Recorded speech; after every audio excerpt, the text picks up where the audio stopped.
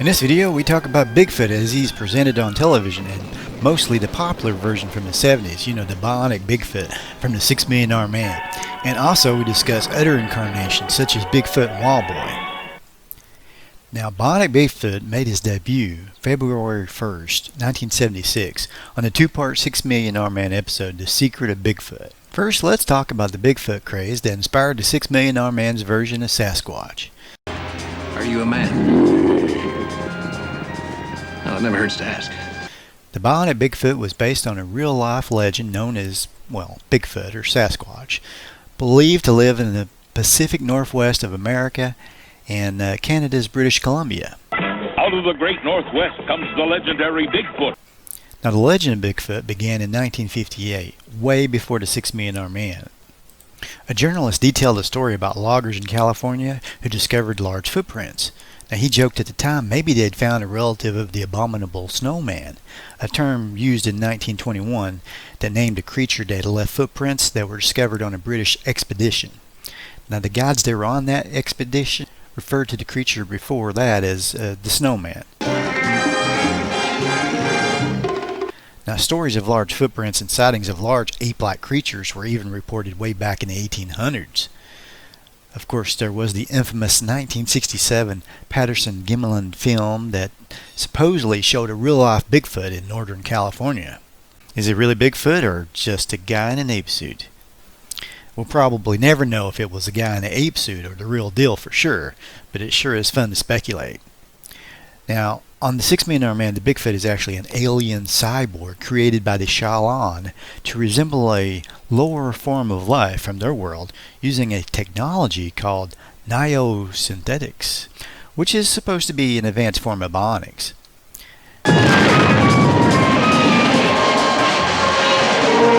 The Bigfoot was created to scare away the tourists, basically from finding the alien hideout. Attack, Sasquatch!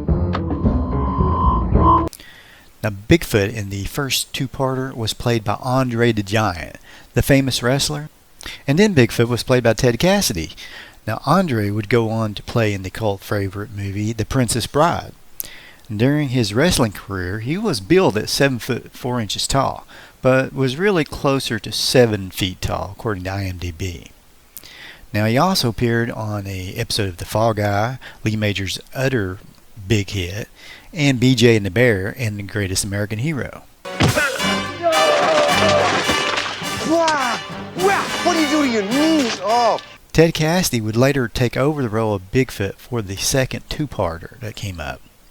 He's widely known for playing the role of Lurch the Butler from the Addams Family, and voice work as the Hulk, the live-action series, and voice work for other animated shows, like, for instance, he was the voice of Godzilla. He was the voice of Frankenstein Jr., a Hanna-Barbera cartoon from the 60s. Challenge of the Super Friends, Ben Grimm the Thing, Yogi Space Race, and of course he reprised his role as Lurch for the Addams Family cartoon. Now, this fact is a little bit strange. Both Bigfoot actors died on a January, and both at the age of 46. I guess the ages of their deaths might not be quite so unusual once you consider that they both had been diagnosed with acromegaly, a disorder that results from excessive growth hormone after the growth plates have closed. Now, guess it's this condition that made them perfect candidates to play Bigfoot, due to their increased stature, of course. Now, the last time we saw Bigfoot on the $6 Million Man was the episode Bigfoot 5 on the last season of the $6 Million Man.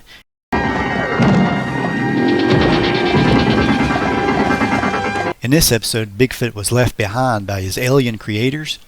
He was awakened while going through a process to make him fully adapted to life on Earth.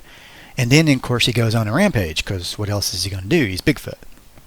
The Bionic Bigfoot was so popular, he got his own toy action figure. Well, actually two.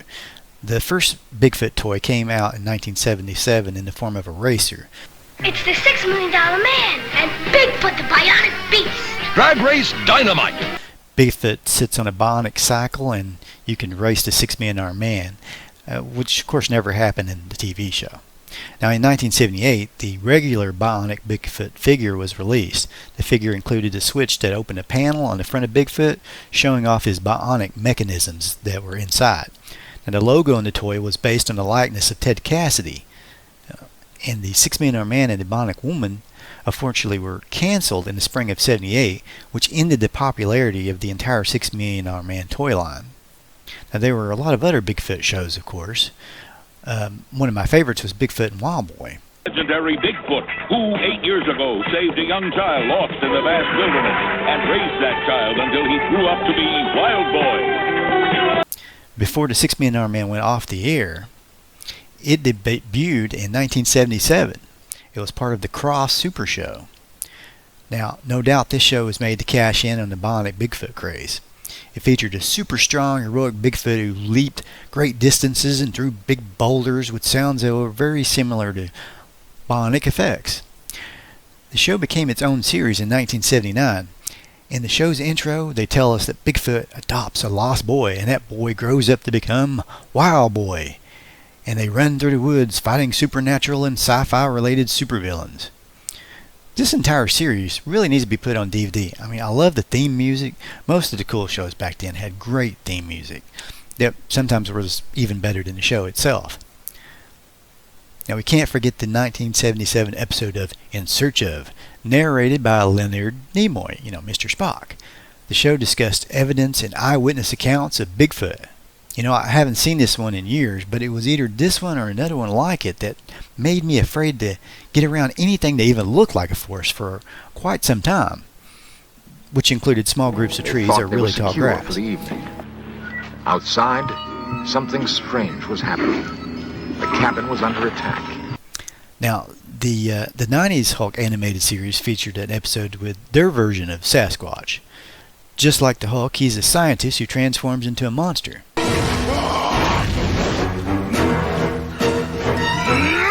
I was first introduced to this character in the 80s Alpha Flight comic book series by John Byrne. His actual first appearance, though, was X-Men 120.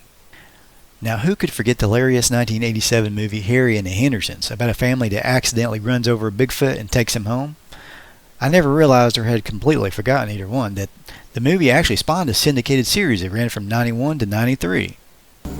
Hey, please don't forget to comment on the video, like, hit the bell, and subscribe to the TV Crazy Man channel. That reminds you that running in slow motion is still really cool. Thanks, and have a great day.